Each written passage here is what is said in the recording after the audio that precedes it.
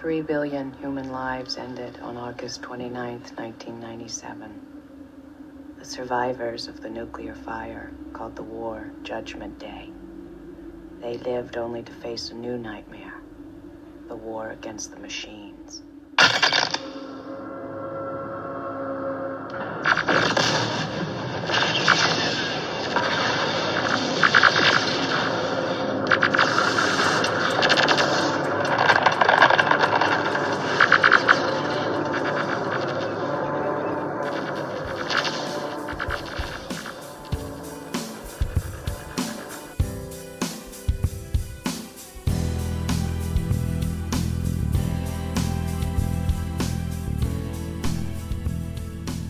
For some, it's the saviour of the human race.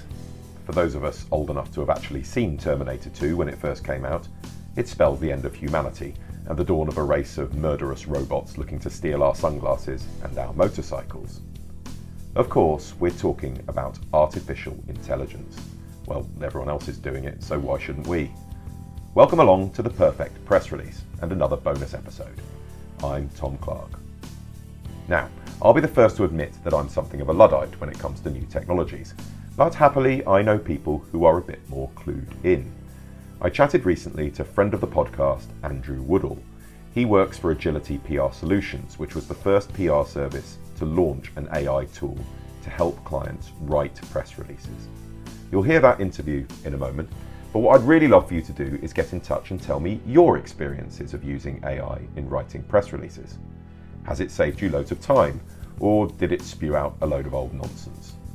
More importantly, is it the end for grizzled old folk like me who are trying to churn out a living actually writing press releases for people?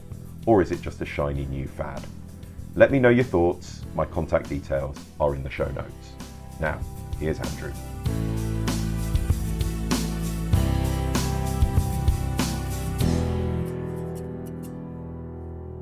So Agility is very fortunate in that we happen to be owned by a company which is involved in the AI industry. Our parent company, Innodata, is very deeply involved in helping AI companies generate their own AI products. So we are very well placed to be able to quickly develop AI-powered tools within our own software. And the very first tool that we developed, as you say, was a content generation tool called PR Copilot. And the intention there was essentially to help users generate press releases very quickly, i.e. within a matter of seconds, from a small number of key messages that the users themselves create. So it could be one sentence, could be several sentences. Best practice tends to be, say, 3 key messages. And from those key messages, PR Copilot has been trained to write a roughly 400-word press release for the user then to review and adapt. And it's then ready to be distributed to the media once the user is happy with the content. Right, and I think that is a very attractive proposition to lots of people out there who perhaps aren't particularly confident writing their own press releases. I mean, I think this idea of having something on a piece of paper rather than a blank page sort of staring you in the face is quite compelling for somebody who might not be particularly confident. But talk me through how PR Copilot actually does that. I mean, where's it getting its information from? Is it just as straightforward as taking the key messages from the client and then templating it out into a press release kind of format? Or is it pulling stuff from the internet that it thinks is relevant? How's it actually going about that work? So what Agility does is it uses the key message that the client has put into the platform, the Agility platform, and then it creates a prompt for the AI to then generate the press release. So we have access to OpenAI, but what Agility is doing is it's creating press release or PR tailored prompts for the AI to be able to generate that press release. So a client does not need to craft the perfect prompt for themselves. They can just write their own key message in their own words, and Agility will do the work for them. And then whatever content that comes back from the AI is then put into a press release friendly template. So you would have, it would be set out in paragraphs, and you can have subject lines for your emails, subheadings, the main body of a press release, etc. So it is literally ready to go. I think it's interesting to see what the sort of reaction has been to a tool like this that people haven't seen before. I guess in two ways, really, both in terms of the internal sales staff and support staff of Agility that are showing off this new tool and trying to introduce it to clients, and then the clients themselves, what their reaction has been in terms of how much it's helped them writing their press releases. So maybe we take them in turn. When you sort of saw this internally, what was the kind of buzz like around Agility in terms of your colleagues, your sales colleagues, your people in your team, in terms of how they sort of saw this new tool helping them in their work? Yeah, so I think first impressions created a lot of excitement because it is something which was dramatically different to anything that we'd seen before. So there's just that excitement in seeing a new technology. In terms of practical use, our support team does find itself being asked to write content for clients from time to time, or give advice. So having access to PR Copilot was a huge time saver for us, and was something that we were able to introduce to clients as something which could help them. Our sales team love to show it to clients because, as I said, it's something which is shiny and new, and it's exciting, and it enables us to present Agility as an innovative company that has the engineering power behind us to create tools. So even if a client may not be interested in PR Copilot, it's a way of us demonstrating that we do have the potential to react to new technologies and adapt those and apply them to PR workflows. So internally, we're very proud of it, and we love using it. That strikes a real chord with me as someone who's been in your position, as you know, for many years, working with clients, trying to actually position PR tools and these types of solutions for customers that are out there doing this sort of work. It can be quite difficult simply because it's very intangible, right? I mean, you're talking about taking press release content and delivering it to people, actually showing them the mechanism of that, showing that in practice is quite difficult, or has been traditionally. And this is a way of actually demonstrating the tangible benefits of a PR tool or solution in a demo, on a call. You can show somebody, it's almost like you're a magician kind of writing this thing for them and having it appear before their eyes. So I think that was a kind of, breakthrough moment, particularly for Agility, but I guess also for other companies that have these tools that they can suddenly show their client the system working and the tool working. Yeah, absolutely. I think, obviously several other companies also have these tools in place now as well. So it's clearly something which has impressed everybody, and everyone in the marketplace sees the value in having. And have you got any kind of statistics, or, I mean, I know this has only been out for a sort of short space of time, certainly a year or so. Any statistics around whether it's helped improve quality? I know that's difficult to quantify, or whether it's certainly improved, the sort of amount of time it takes for somebody to write a press release. Maybe it's anecdotal, but what's the feedback been like from Agility's customers? So I think the biggest improvement is certainly in the time saved.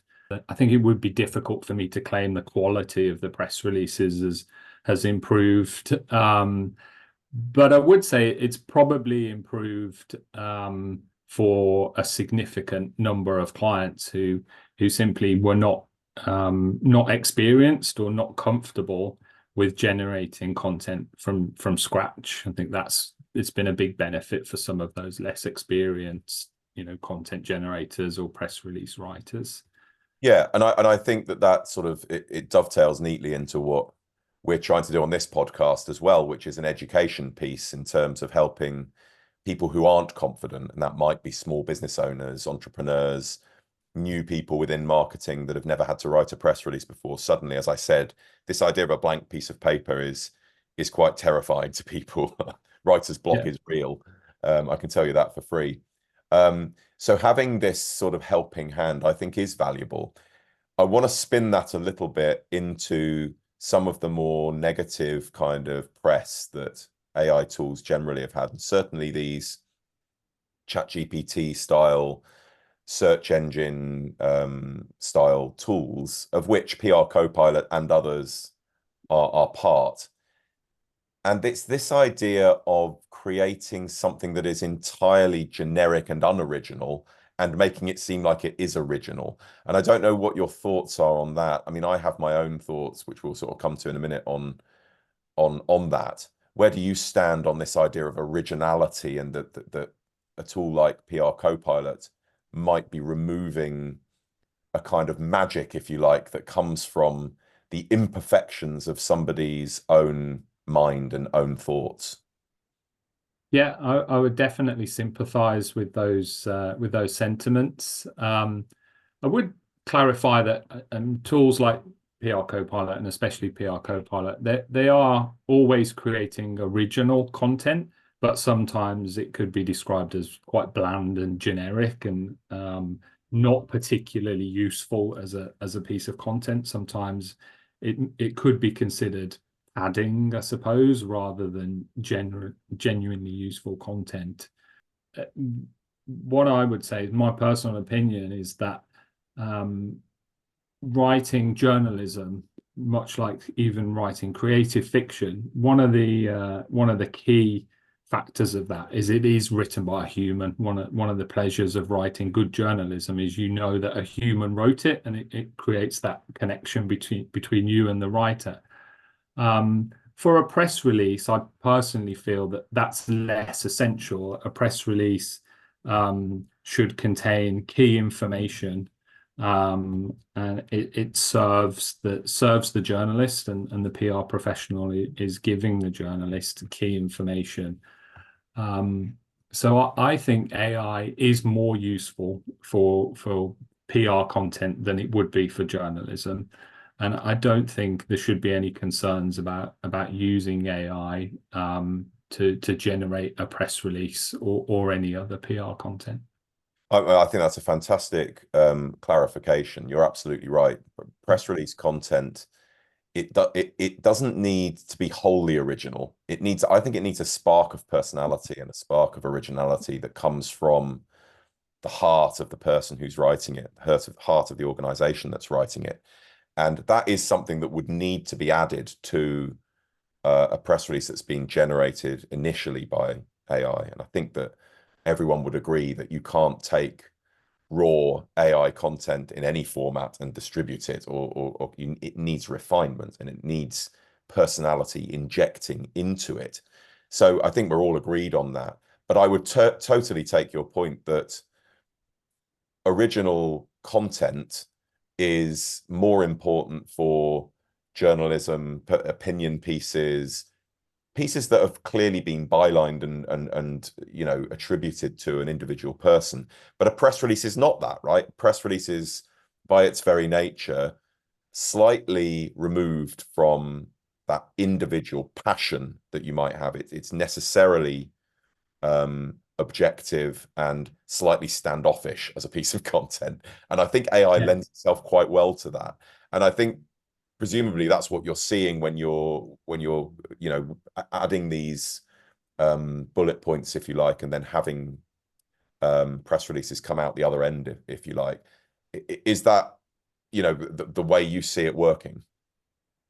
Yeah, absolutely. I think you sort of clarified the point perfectly there, Tom, that it does always require that human element. It would be it would be sad, but it would also be ineffective to hand over your press release writing entirely to AI.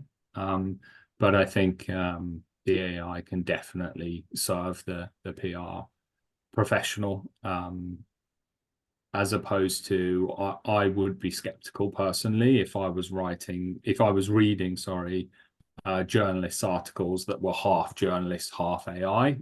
I'm not sure that would work as well as. Do you think you'd notice immediately when that was the case? Um, I would like to say yes, but I'm sure I've been caught out already there. Yeah. I think we're all getting caught out, aren't we? And that's part of the. I mean, I said at the beginning of this, are you terrified or optimistic about AI? And it's nice to hear your optimism, particularly within your professional sort of context. I mean, I'm slightly terrified of it. I have to say that it's so new, and yet it's still so, in many ways, so kind of realistic and can reproduce photographs and video and text and song lyrics and actual songs in their entirety. So I mean, I don't know what the future looks like really, but it's sort of what worrying me slightly. Let's put it that way. How do you feel more generally about the future of AI? Yeah, I think personally there are concerns that people will take it too far and will try to hand over as much as they possibly can to AI, and decision makers and leaders will become swayed by the ability to cut costs. I think that is a concern. I think the PR industry, from my observations, have several people within the PR industry have taken real leadership and have taken steps to investigate the impact and the use of AI in public relations, and to try and control on behalf of their industry how AI is used. So, for example, the CIPR, the Chartered Institute of Public Relations, have published kind of several studies, and they host training sessions and have published guides, etc., trying to raise concerns, soothe concerns, and also educate their members as to how they should react to AI being used. So I think within the PR industry, from what I've observed, certainly there's a kind of healthy reaction, I would say, amongst some people. Of course, there will be others that are afraid of it replacing their jobs, to put it bluntly. Yeah. But and I'm in that position as someone who is a freelance writer, among other things. It is a concern that people who hold the purse strings will look at technology as a way to replace human endeavor. They've done that for centuries and will continue to do that. And this is helping them expedite that plan, I suppose. And I guess one of the primary criticisms of these sorts of tools is it does remove that spark of originality that can only be written by a human being. And I guess the people that hold the purse strings can look at that and go, oh, well, we can lose that. We can afford to lose that. And does that therefore create a world where you've just got content that's just lacking a little bit? It's a little bit blander. You used the word bland, I think, earlier, and I think it's a good one. I think it's very functional, this content that is being created. I'm sure that we will get to the point where an entirely AI generated press release is being sent to an AI journalist, who is working alongside an AI image generator, and that's the news that is being generated for us to consume. But I would imagine a fairly significant reaction to that as well, and as a consumer and as a member of the audience, having grown up with human generated content, I think people will always seek seek that out, because of as I said before, that there is a pleasure in reading something that another human has created. Yeah. I mean, I think it's generational, and unfortunately, we're of a similar generation that we feel that way. But I wonder what the people, younger people coming through who are, used to social media, used to much quicker kind of TikTok style information that is much more reliant already on technology and on maybe not AI, but certainly that's part of it. So they don't have that grounding in old-fashioned human-generated blood, sweat, and tears that goes into the creation of a piece of writing. So we may be dwelling too much on that. But I suppose just to clarify, you're reasonably confident that the technology will continue to be controlled, I guess, by human hand, and it will just be time-saving devices. It will be a useful tool rather than something that's going to take over. I think the best quality examples of where AI has been used is alongside human expertise. So far, I realize that we're still in the early days of applying AI to content generation and within PR.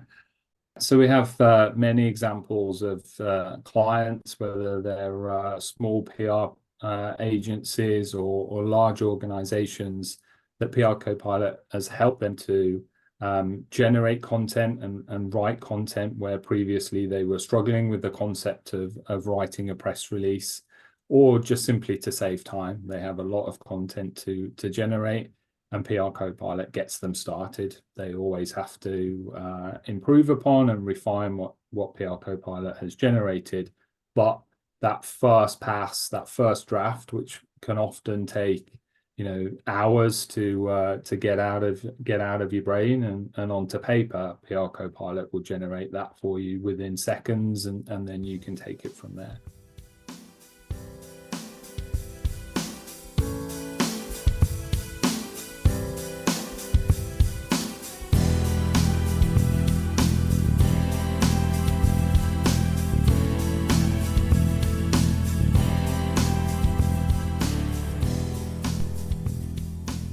Thanks very much to Andrew for coming on and sharing his thoughts there. I think it's pretty clear that tools like PR Copilot can be great for getting your press release into the right structure, which you can then refine and personalise. But they'll never fully replace human creativity and personality, he said, hoping he still has a job. As I said at the beginning of the episode, I'd love to hear your thoughts on all of this. Have you ever used AI to write a press release? And if so, what was your experience like? Even better, come on to tell us. I'm always looking for more guests who have stories to share about working with press releases. So feel free to get in touch. The details are in the show notes. And to find out more about Agility and PR Copilot, visit agilitypr.com. That's agilitypr.com. Thanks for listening.